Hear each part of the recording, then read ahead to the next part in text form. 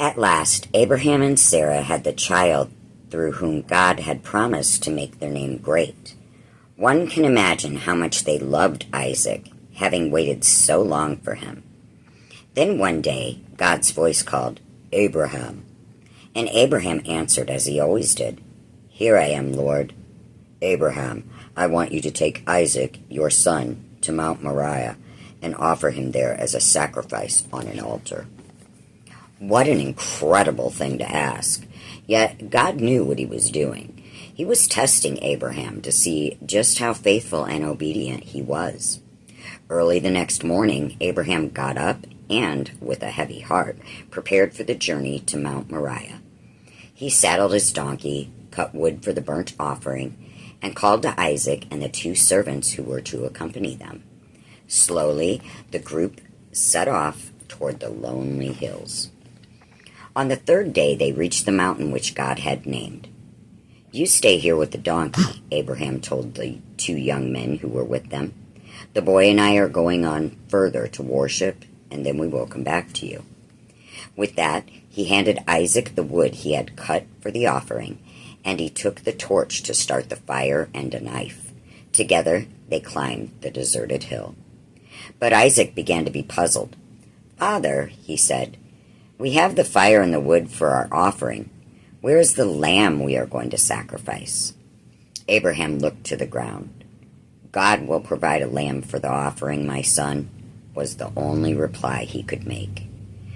When at last they reached the place God had chosen, Abraham built an altar of stones piled on top of each other.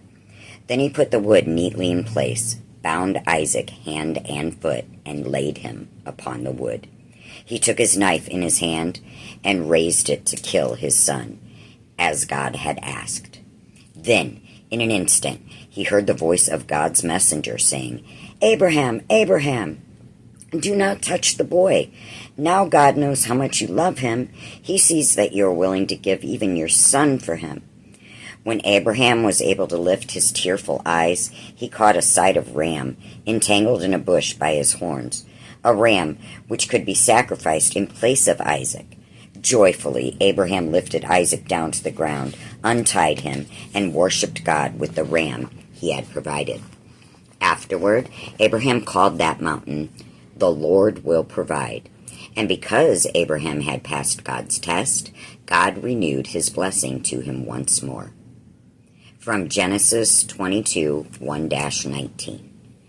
"I will indeed bless you, and I will multiply your descendants as the stars of heaven and as the sand which is on the seashore.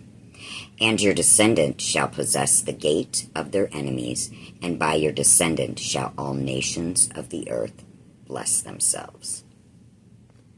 All right, and that's all I have for you today. I know it was very short, but I didn't want to start a whole nother chapter.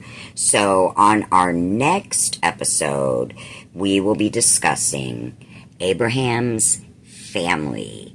And I did publish a short about Jesus' struggles, if you guys would like to check that out. So thanks so much for watching, listening. Please like, subscribe, share. Remember, God loves you, Jesus saves, and blessed be.